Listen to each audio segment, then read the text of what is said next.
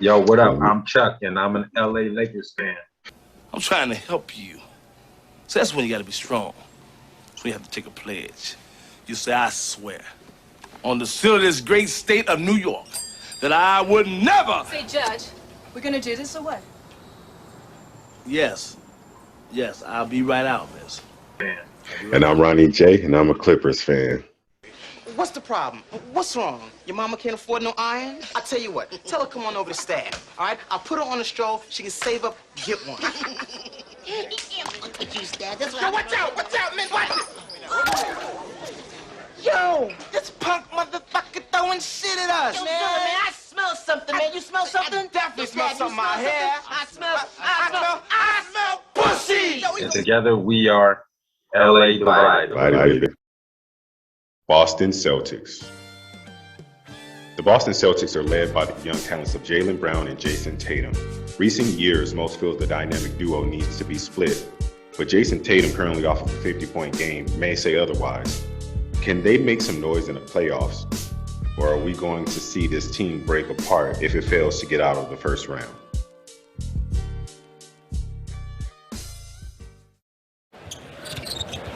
Here's Jaylen Brown. Oh, he ascends and lands on top of Cleveland after he smashes it. And then he says a hello to Kevin Garnett right after. What's up, everybody, and welcome back to another episode of LA Divided, NBA United. I'm here with my guy, Mr. Ronnie J. What up, what up? Yo, what's good with you? And of course, I'm your host, Good Luck Chuck. And we got another good episode going on today. We're going to be talking about the Boston Celtics. So the Boston Celtics, winners of 16 of their last 19, who are now currently, I believe, vying for that fourth position in the Eastern Conference. Unfortunately, they lost today as we're recording this to the Dallas Mavericks, another hot team. But prior to that, they were working on a 5-game winning streak, looking to extend it to 6. They have been untouchable at home, obviously with their new coach, Udoka from the Spurs tree, Popovich.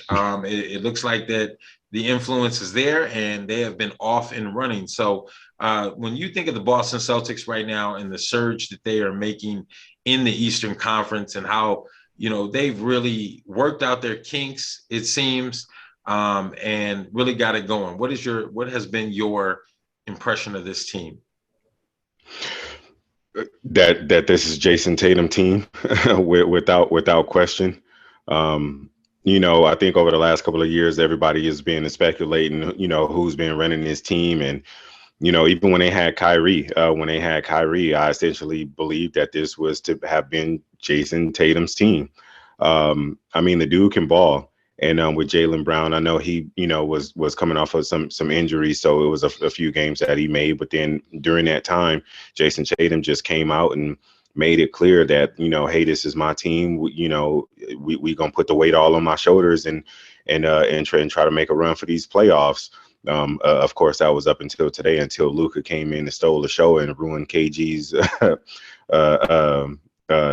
his night. What was they doing? His jersey ceremony? Jersey retirement. Yeah, he came in and ruined that. I thought they was gonna try to get that win for him, and in the stretch, it seemed like they were, but controversial call at the end of the play. I don't know if you saw at the end of the game where they initially called a foul on Luka, and then they reviewed it and took away the call. Yeah. No, I was watching the game. Obviously towards that end call, I had to step out for a moment, but Boston has nothing to really complain about. They had control of this game early. It looked like they were going to run away with it. And I think I even saw Luka, kind of hobbling at one point. He was really struggling to get through this game, but, defense really prevailed for Dallas. And I see why they made the Porzingis trade, but obviously that's a different topic for another day. But, today we're talking about Boston. And, honestly, I saw a team that really gave away the game today. They had control of it the whole way through and just let it go at the end.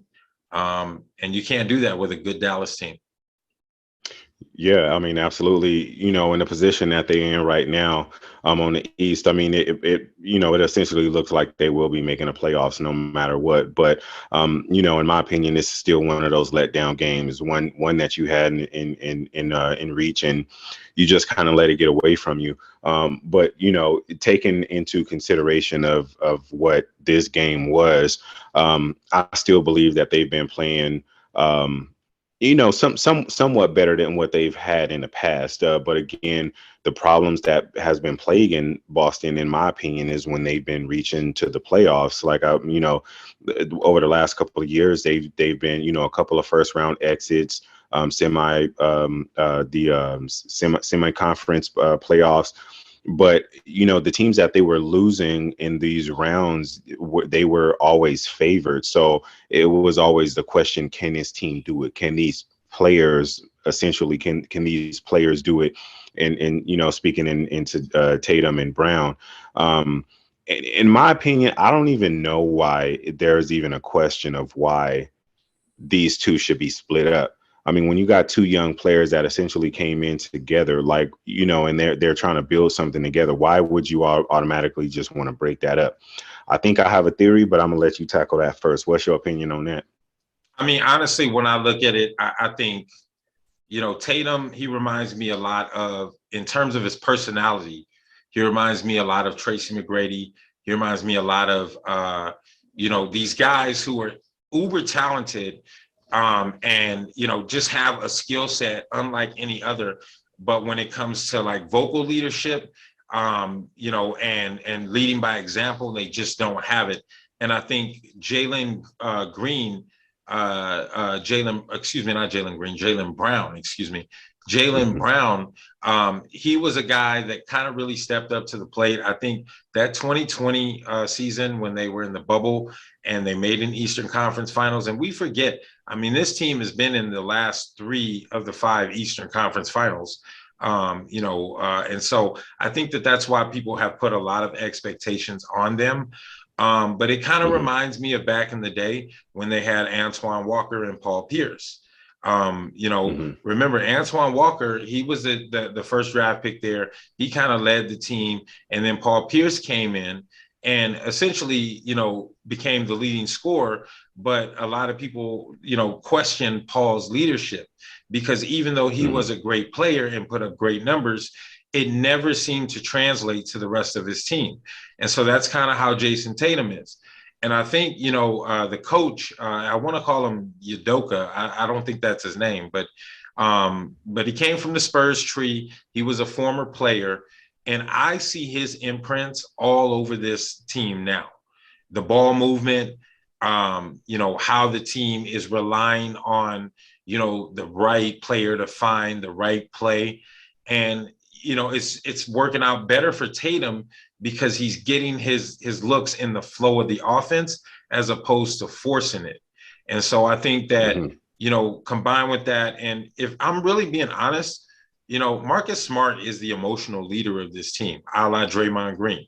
You know what I'm saying? He's the one that kind of gets this team going. He talks on behalf of the team. And that's the new age, all-star superstar that we're getting, right? Is they come with a hype man, you know what I'm saying? Like back in the day, you know what I'm saying? It's like, my man's going to tell you all about what I do. You know what I'm saying? And I think when Tatum has just allowed his game to speak for himself and not really gone out there and try to take that challenge or that mantle, I think right after that Kobe detail, he let it get to his head. He worked out with Kobe, he let it get to his head, and he thought he was the next Kobe. And he's just not, you know what I'm saying? And he's shown that he's let that go, and he's kind of let the game come to him. Yeah, absolutely. And that kind of, leads to the point that I was going to make, since you brought up Kobe, and the legacy that Tatum is trying to bring is also that legacy in between both the Lakers and the Celtics, that organization. So I think the reason why there was always this communication, there's always talks of this breaking up this team. We need to win. Boston needs to win. They need to figure it out. They need to get it together, is because of that legacy that they have. They have that expectation that they should be in the championship every year. I mean, in my personal opinion, I really don't care because I've never really been a Boston fan. For some reason or another, like I kind of like hang on the shoulders of Lakers fans. I really do not like the Boston Celtics. So whether or not they win tonight has no bearings on me. I can care less if they even made the playoffs. Well, that's kind of harsh. I do care about when they make the playoffs because I do like to see good basketball. And so you throwing in the hint of Tatum trying to take on this idea of trying to be the next Kobe Bryant. It just kind of feeds into that whole that whole genre of greatness and instilling a championship mentality. And over the last couple of years, you can kind of see that's where Tatum has been. That's his mentality now. Like, he feels that he can bring a championship to Boston. And right now they definitely have an option to do it. But when kind of going, looking ahead, I don't know if you're ready to jump in, still keeping with the Boston image.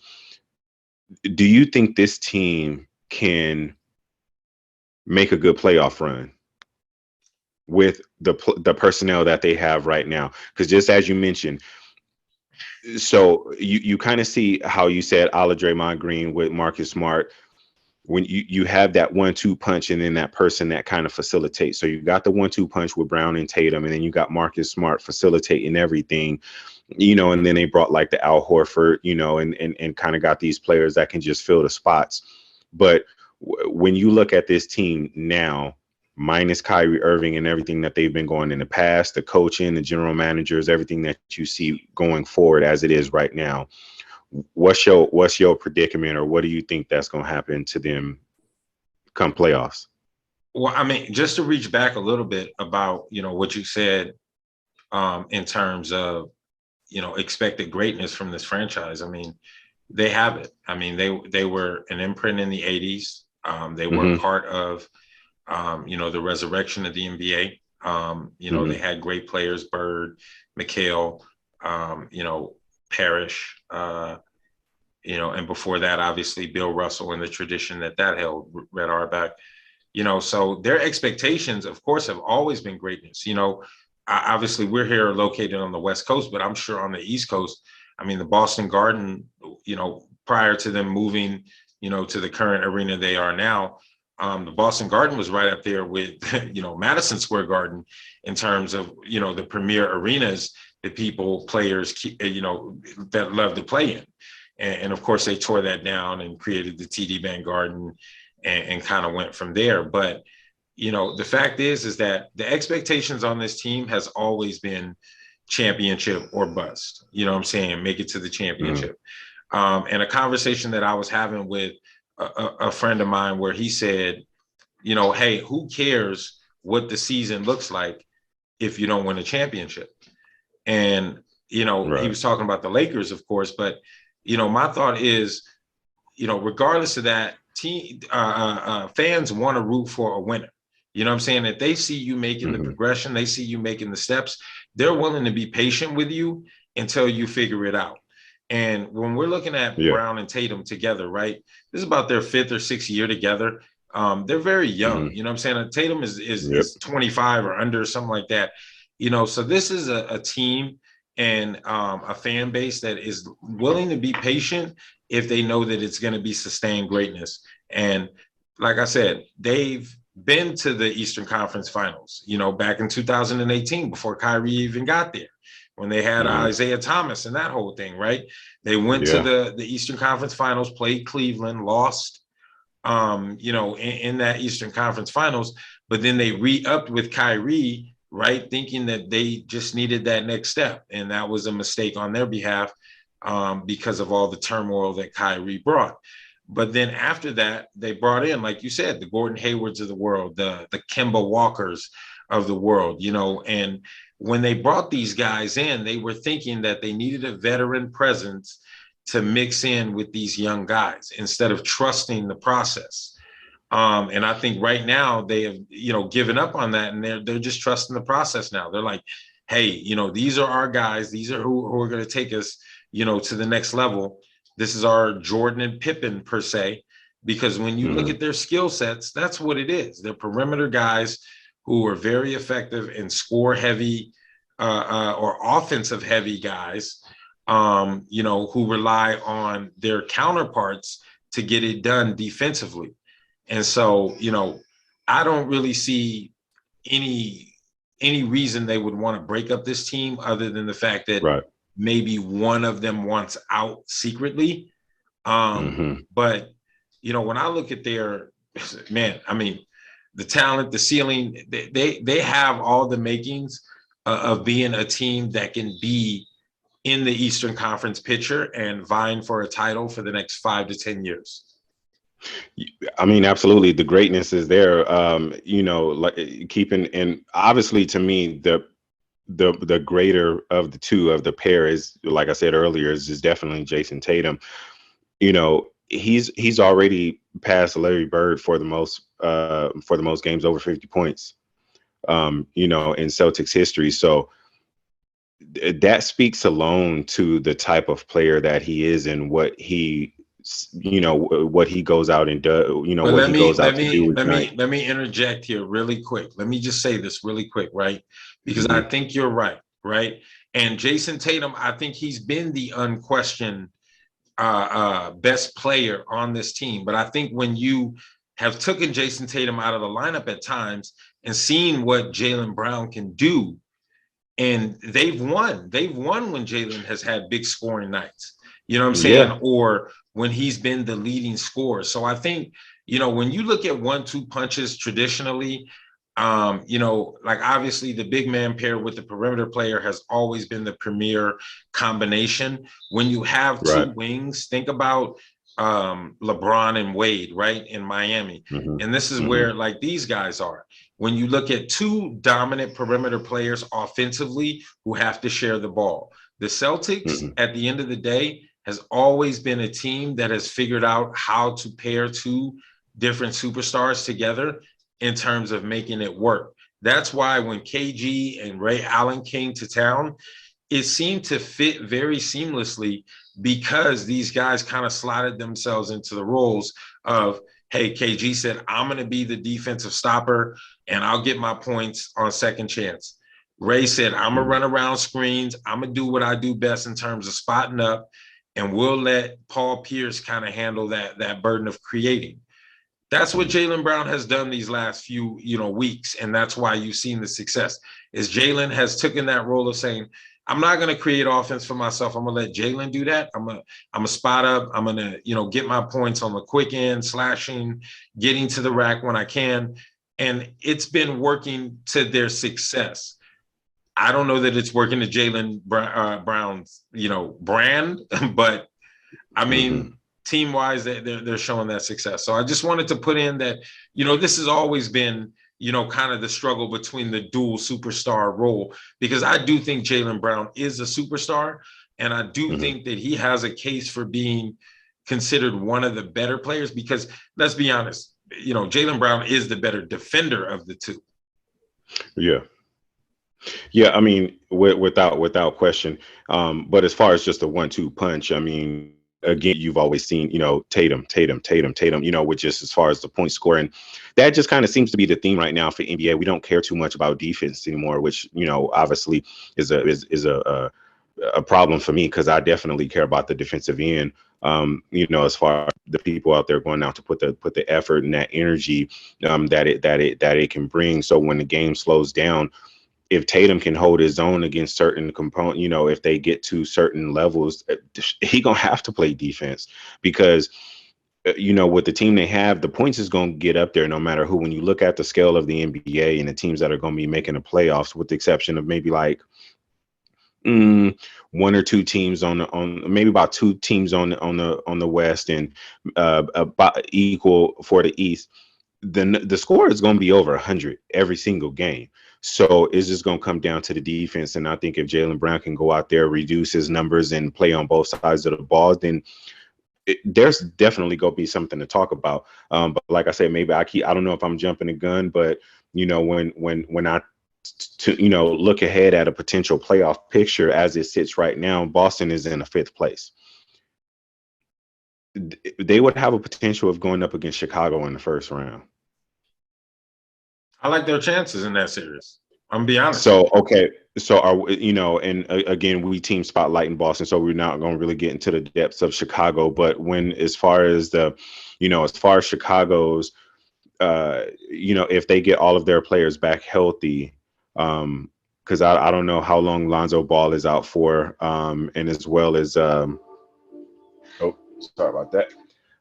As far as Boston, Lonzo Ball and who else is injured? Caruso. There you go. Caruso. If there was the potential to get them back, do you think that can be impactful and potentially stop Boston from making any kind of a run?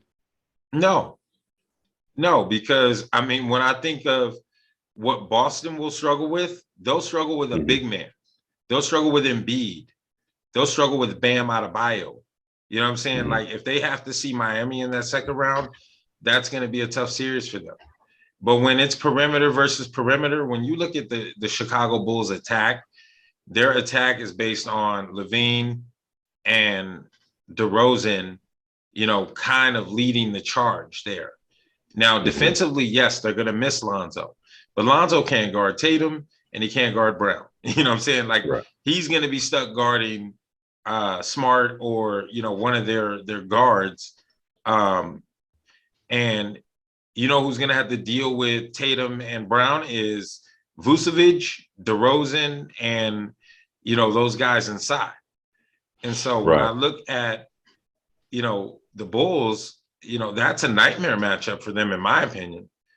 Yeah, I mean, and so I mean, we kind of agree when I look at the standings as it is right now. So in my opinion, if Boston can hang in there or potentially move up a spot, and just flip with Chicago, that seems like a potential matchup they can be if somehow they go up a little bit further, or if they somehow fall back into the sixth spot again with the standings that they are right now, they could potentially find themselves against the Bucks, which is scary. That's what I'm saying. They don't want to see Giannis. They don't want to see no big men. You know what I'm saying? They want to be able to. When you look at their route to the Eastern Conference Finals, a couple of years ago when they played Miami and lost, right? Like, they essentially got a Bucks team that wasn't focused, because they were, it was pandemic, it was the Jacob Blake situation, a lot of different things can come into play. You know what I'm saying? With why the Bucks, and I think the Bucks actually saw Miami. They didn't even see Boston. I think Boston was on the other end, and they may have played either, if I'm not mistaken, either Toronto or one of those other teams. But when it's a perimeter versus perimeter situation, I like Brown and Tatum's odds, against anyone in the East, when you're talking perimeter for perimeter. But, some of those teams in the West, and we saw it today. That's what I'm saying. Like, a guy like Luka, who, he's got Spencer Dinwiddie. He's got Tim Hardaway Jr. He's got Dorian Finney-Smith. These are all players that match up really well with what the Celtics are trying to do. You go up against that in the West, you're going to have a problem, right? But in the East, you can get away with it. Absolutely. So, once again, as I was saying in the intro, it's a real toss up. It's going to go one or two ways. So, I mean, if they do get out of the first round, great. If they don't get out of the first round, do you think this team will get blown up? I think it's depending on how they lose. If they lose in 7 and it's close, and the team that beats them goes on to, get to the Eastern Conference Finals or the finals, like let's say if they lose to the likes of Cleveland or the team we're just talking about right now, the Bulls, they'll blow this team up, or they'll at least try to. But Danny Ainge, we got to remember, like, Brad Stevens is still very prevalent in this franchise. And we know he loves him some Jayson Tatum, and he's going to die with that ship. He's going to literally, fall on the sword when it comes to these two, because he's a big part of their development. And if they're successful, then that means he was successful. Danny Ainge is no longer the executive of this team. So I don't see a situation where they're quick to blow it up, even if they lose. You know what I'm saying? So it's got to be like a 4-0 sweep, and then like literally the city is calling for changes. But I think if they go to 7 games and like, let's say they fall into that situation where they play a Miami, or they play a Bucks team, or another team with a big man, that they just can't handle, I think people will give them sympathy. But I think if they lose to Chicago or Cleveland, then yeah, there'll be a cause for changes.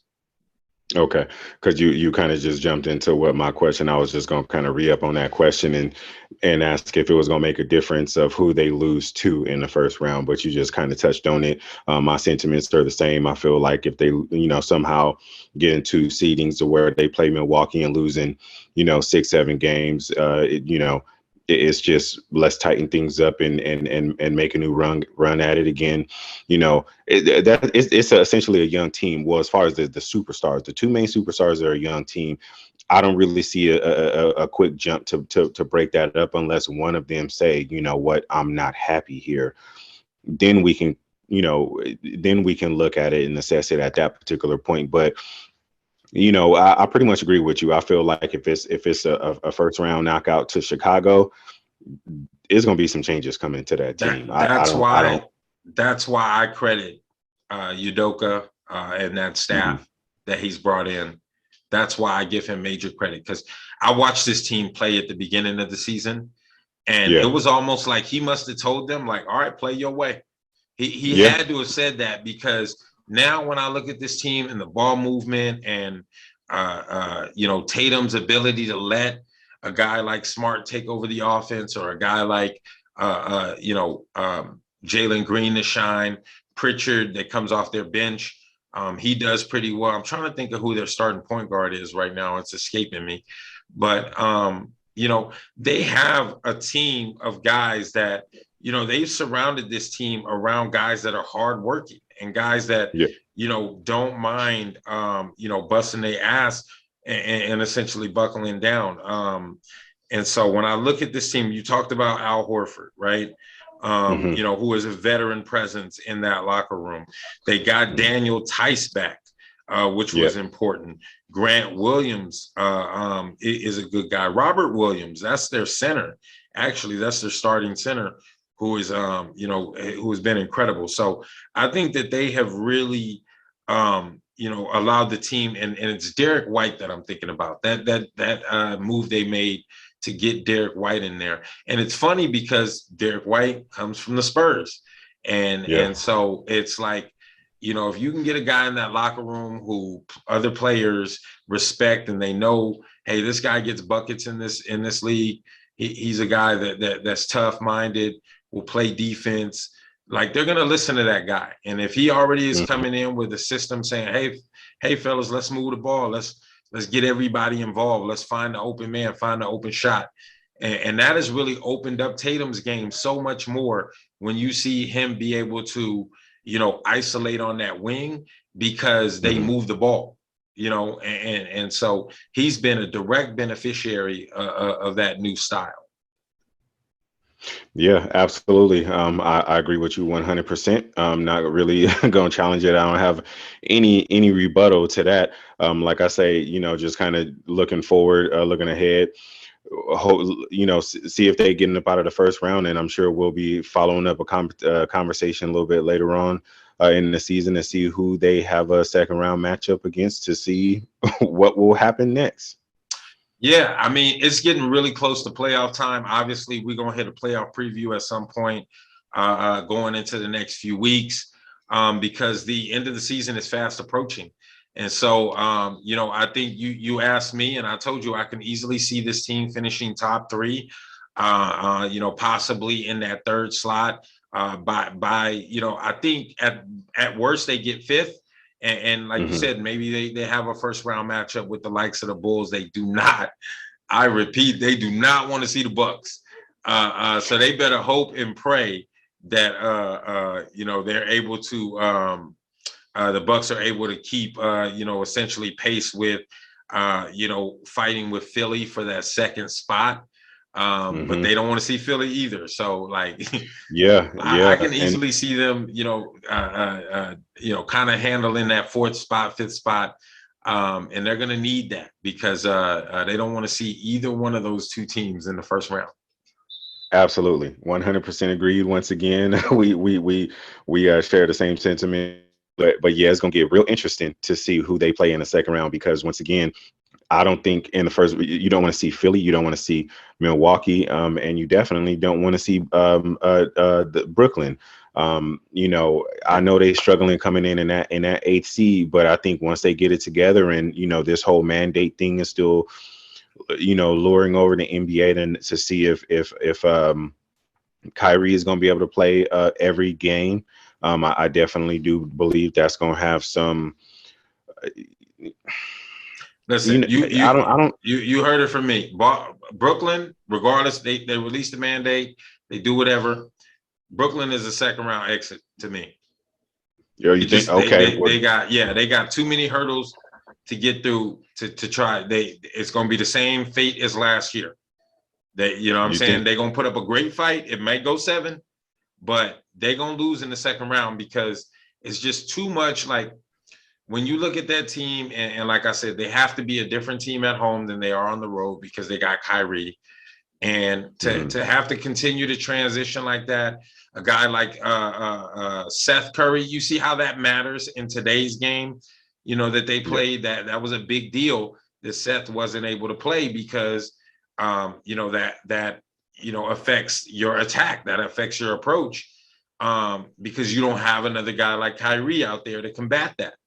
And so it's like, to me, when I look at Boston, this might be the best chance for you to, essentially, make this run, because I think Brooklyn, if they figure out a way to be whole and they, either Kyrie gets vaccinated or they remove that mandate next year, the next 2-3 years, Brooklyn's going to the championship, every time. Like, you know what I'm saying? Like once they're able to be a whole team again, you can just see it.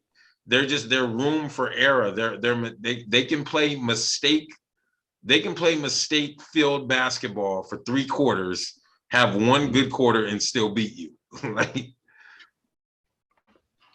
yeah, I mean, that's why I said I'm already looking forward to a potential playoff preview episode because the conversations are going to get deep on both sides of the ball. Especially like I say, looking at the standings that they are right now and looking at a potential playoff picture when you look at both sides, East and West, when you're looking at this whole play-in, which again, once I don't like it, I'm not a fan of the play-in, but we heard that before. Yeah, I mean, if we get good basketball out of it, I'm essentially okay with it, but I just don't like the idea of it. Because it just gives an opportunity to teams that essentially somebody please write to the league office. You know what we would rather have? We would rather see you take 9 through 15, you know what I'm saying, and do a first round, like a tournament for them to get the first round pick. That would be a more interesting, more like entertaining tournament where you can incorporate teams that finish at the bottom of the standings. And, rather than rewarding these teams who can essentially, the fact that, a team like the Blazers are still in the hunt, they're still in the hunt, bro. Like they still have an opportunity. If the Lakers fall apart, which we know is bound to happen, because it seems like LeBron don't give a shit no more. It's bound to happen. So the fact that Portland can still sneak in, or New Orleans can still sneak in and potentially nab that 10th spot, it's crazy to me. So it's like, why reward the bottom of the barrel? Like these teams don't deserve a chance to get into a play-in. But what they do deserve is a chance. Like if they really got a great team and these other teams who are tanking or just not, either A, healthy enough, or B, too young, like give them a shot to do a one game elimination tournament where they've got to play for that number one pick. I think that'd be a lot more exciting. Listen, I feel like in the off season, we're gonna have plenty time to discuss possible changes and scenarios of, what we think might be beneficial.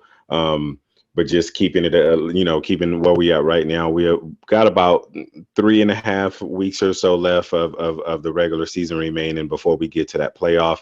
Once again, I'm looking forward to discussing the playoff picture, both East and West. But just kind of closing out here, as far as Boston Celtics, I think we are both on the same agreements as far as them. The way they've been playing right now, I essentially see them still making it out of the first round. So, that's something to look forward to see if we both call that right.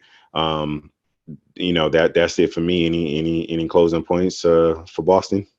No, I like I said, I mean, best case scenario, back to the Eastern Conference Finals. Worst case scenario, first round exit.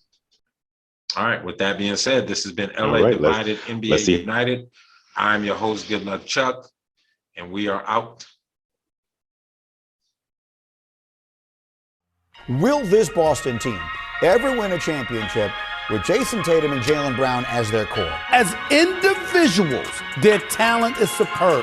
And I know people want to say, Perk, you was the one a month ago saying it's time to blow them up.